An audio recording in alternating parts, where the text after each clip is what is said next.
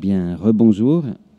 Je dis rebonjour parce que j'étais venu il y a 3 semaines et je suis heureux d'être ici à nouveau et de participer, c'est-à-dire aussi d'inventer un peu à ma manière, euh, comme chacun ici, la sculpture de mon ami Thomas Hirschhorn.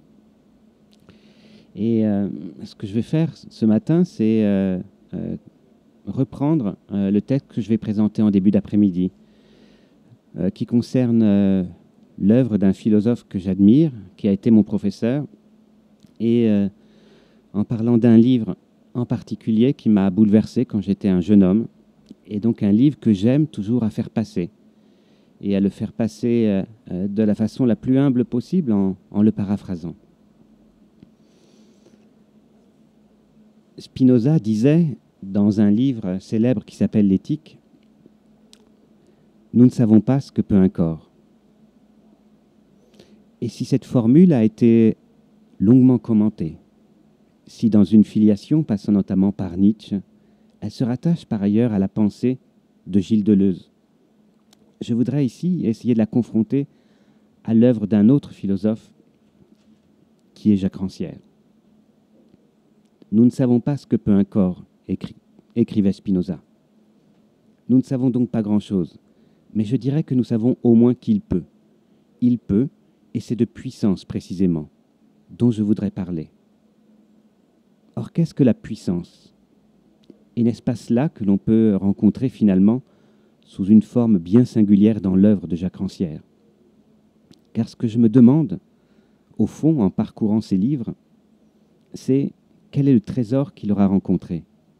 Quel est le trésor que rencontre un philosophe et dont il assume un gardiennage?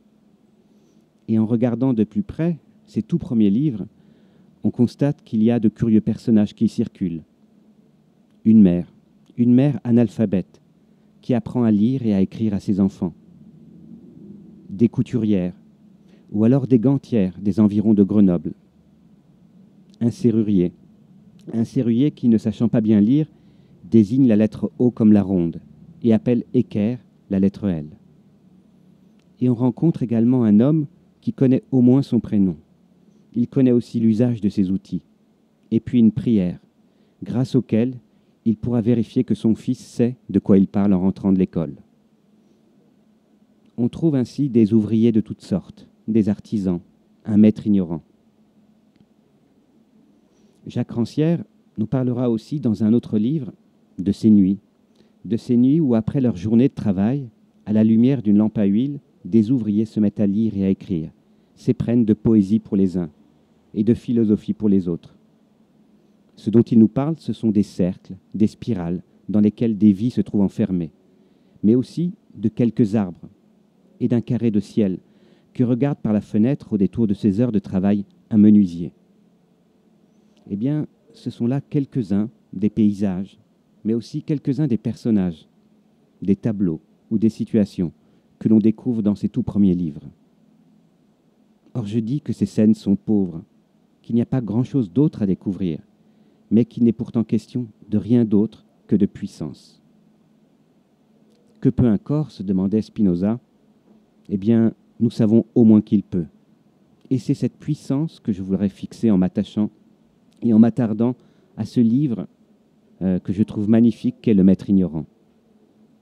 Or, voici comment tout cela commence, par la lenteur et le bricolage, par la patience aussi, en tâtonnant l'aveuglette, en butant, en trébuchant, en se trompant, et puis en recommençant. En 1818, Joseph Jacotot, professeur de littérature française exilé à Louvain, connut une expérience qui allait bouleverser les jours calmes qu'il comptait y passer. Car les leçons de ce professeur étaient prisées, nous dit Jacques Rancière. Et comme parmi les étudiants qui voulaient les suivre, certains ne parlaient pas le français, mais ne connaissant pas lui-même le hollandais, il fallait trouver une langue commune dans laquelle il aurait pu les instruire. Or, il se publiait en ce temps-là le Télémaque de Fénelon, en édition bilingue. Et Jacotot fit remettre le livre aux étudiants par un interprète et leur demanda d'apprendre comme ils le pouvaient le texte en français, en s'aidant de la traduction. Ces étudiants sont donc partis seuls, Ils sont partis seuls avec cet ouvrage en main et leur volonté d'apprendre, sans le secours du savoir et de l'intelligence de leur maître. Et après qu'ils eurent atteint la moitié du premier livre, ce dernier leur fit répéter sans cesse, de répéter sans cesse ce qu'ils avaient appris et de lire le reste pour le raconter. Et finalement, il leur demanda d'écrire en français ce qu'ils pensaient de ce qu'ils avaient lu, en s'attendant à d'affreux barbarismes. Mais quelle ne fut pas sa surprise en constatant que ses élèves, livrés à eux-mêmes, s'étaient tirés de cet exercice aussi bien que l'auraient fait beaucoup de Français. Jusque-là, Joseph Jacotot croyait à juste titre que le devoir du maître était d'expliquer, d'instruire et de former les esprits en adaptant ces explications aux capacités intellectuelles de l'élève, et en vérifiant que ce dernier avait bien compris ce qu'il avait appris. Mais voilà que ces étudiants avaient cherché seuls les mots. Ils avaient appris à les combiner pour en faire à leur tour des phrases, dont la grammaire et l'orthographe devenaient de plus en plus exactes à mesure qu'ils avançaient dans le livre. Et voilà que la langue dans laquelle ils s'exprimaient était davantage celle des écrivains que de simples écoliers. Le fait est que ces étudiants s'étaient appris seuls à lire, à parler et à écrire en français, sans le secours d'une instruction. Mais alors, cela signifie-t-il que les explications du maître étaient inutiles? Ou si elles ne l'étaient pas, à qui et à quoi servaient-elles? Une béance venait de s'ouvrir devant les yeux de Jacotot, et du coup, la terre bien solide sur laquelle il avait marché se mettait à trembler. Il constate que tout système d'enseignement repose sur cette évidence, la nécessité des explications. Pour que l'enfant comprenne, il faut qu'on lui explique. Comment peut-il en être autrement? Comment apprendra-t-il seul les mathématiques, la chimie, la peinture, la musique ou l'hébreu? Or voilà que des élèves avaient appris sans aucune explication. Ils ont pris le livre, ils ont regardé, comparé et répété. Ils auront probablement réécrit les mots et les phrases encore et encore. Ils se sont trompés, puis ils ont recommencé. Et à force de volonté, ils se sont appris à lire, à écrire et à parler. Joseph Jacotot n'avait été rien d'autre qu'un maître ignorant. Il n'avait rien pu leur expliquer, s'était simplement tenu sur un seuil pour constater que ses élèves savaient bien de quoi ils parlaient. Et le chemin qu'il venait ainsi de croiser par le plus grand des hasards avec ses élèves est celui de l'émancipation. Il ne s'est pas passé grand-chose, sinon que des étudiants ont appris seuls une langue étrangère. Or, ce chemin est là sur des bas-côtés, et des bas-côtés que nous connaissons tous pour les avoir déjà empruntés. Ce sont ceux par lesquels l'enfant a appris à parler, à comprendre et à se faire comprendre de son entourage. Ce sont ceux qu'on utilise pour apprendre ou comprendre quelque chose, pour penser. Ce que tous les enfants d'hommes apprennent le mieux, nous dit Jacques Rancière, c'est ce qu'aucun maître ne peut leur expliquer, la langue maternelle. On leur parle et l'on parle autour d'eux.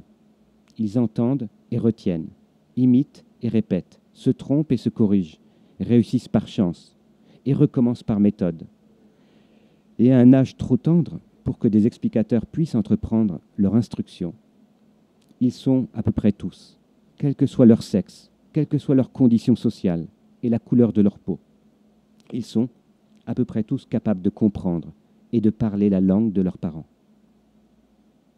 Or voici, écrit Jacques Rancière, voici que cet enfant qui a appris à parler par sa propre intelligence et par des maîtres qui ne lui expliquaient pas la langue, commence son instruction proprement dite. Et tout se passe maintenant comme s'il ne pouvait plus apprendre à l'aide de la même intelligence qui lui avait servi jusqu'alors. Il s'agit de comprendre. Comprendre. Et ce seul mot jette un voile sur toutes les choses. Comprendre est ce que l'enfant ne peut plus faire. Comprendre est ce que l'enfant ne peut pas faire sans l'explication d'un maître. Alors le point sur lequel Joseph Jacotot met le doigt est le suivant. Que nous a-t-on expliqué au juste sur les bancs de l'école, au sein de nos familles ou de nos entourages bienveillants? Quelle est cette évidence que l'on va par la suite pouvoir à notre tour transmettre à tous ceux qui nous entourent. Car voilà, on apprend sans doute beaucoup de choses à écouter des explications. Mais d'abord, on apprend que l'on est moins intelligent que celui qui les dispense devant nous, et que l'on ne peut pas entrer dans des territoires inconnus sans le secours de ces explications. Le principe de l'explication est né. Or, c'est celui de l'abrutissement, constate Joseph Jacotot. « As-tu compris ?» dira le maître. « As-tu compris ?» Cette simple phrase interrompt le mouvement d'une intelligence. Elle jette le voile de l'ignorance que pourra ainsi lever ou baisser l'instituteur. Car si ce dernier sait plus de choses que ses élèves, est-il pour autant plus intelligent qu'eux? Entre le savoir et l'intelligence, quelque chose s'était introduit qui commence avec la stupeur que produit cette simple question. As-tu compris? Et à laquelle va succéder une autre, une affirmation. Je vais t'expliquer. L'incapacité à comprendre, nous dit Jacques Rancière, est la fiction structurante de l'ordre explicateur.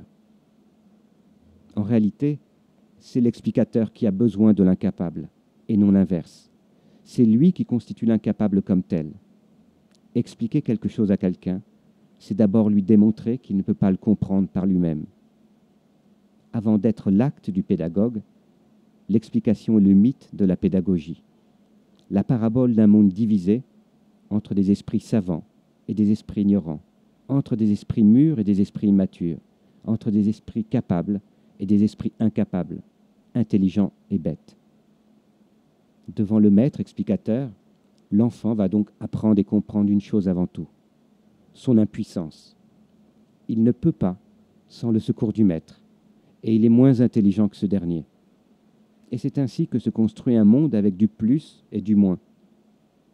Une intelligence inférieure, celle de l'enfant désordonné, débile, tâtonnant, celle aussi de l'homme du peuple, et une intelligence supérieure, celle que l'on retrouvera chez ceux qui auront été bien instruits.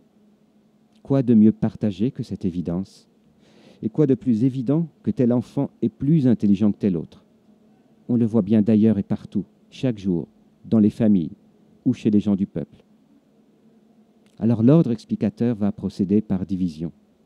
Il y a des intelligences, nous dit-il, et il y a du coup des sortes d'hommes, des mondes, il y a du plus et du moins. Sa grande passion est la passion de la différence. Et tout se joue dans un léger mépris anodin, l'assurance d'une supériorité, ou cette petite voix qui nous dit « Je sais bien que je suis plus intelligent que mon voisin. Je sais bien que cette fille est idiote, et il n'y a qu'à entendre cette manière con de parler les gens, ces accents, ces bruits ou ces cris, à écouter ce qu'ils disent quand ils parlent. Des bêtises. » Alors on pourra s'accrocher à ces sottises ou à ces manières de dire, pour regarder de haut. Et on verra bien toujours de la différence. On pourra laisser parler un petit mépris plutôt que de regarder vraiment de quoi il retourne. Et puis, s'il y a toujours un esprit qui viendra nous rabaisser, heureusement, on trouvera autour de nous un esprit inférieur que l'on pourra à notre tour mépriser. Voilà comment marche le monde, au détour de ces places dans lesquelles on fixe, et on se fixe, et l'on fixe les autres, en se laissant porter par ce que Spinoza appelle une passion triste, la passion de la différence. Cette passion nous permet de voir les choses, mais surtout, elle nous empêche d'en voir d'autres, comme par exemple une même intelligence qui est à l'œuvre chez chacun d'entre nous. Alors, voilà à peu près comment je voudrais commencer, et puis je vais continuer un peu plus tard en essayant de passer ce livre que je trouve magnifique de Jacques Rancière, parce qu'il est porté par une autre passion, qui est une passion de l'égalité.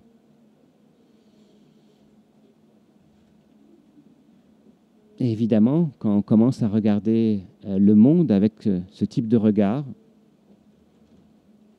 c'est-à-dire en considérant que tout homme, toute femme ou tout enfant autour de nous est aussi capable, on est alors capable de construire un autre type de monde, de construire un monde inconstructible, qui est basé sur une évidence qui est celle de l'égalité.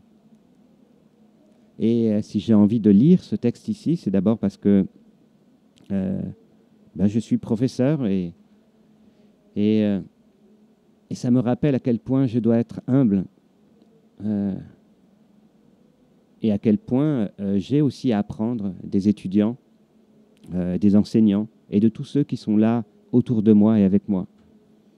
Mais si j'ai envie de lire ce texte ici, que j'ai écrit il y a quelques années, c'est parce que c'est aussi, je crois, cette évidence qui est affirmée dans la sculpture et qui est vérifiée.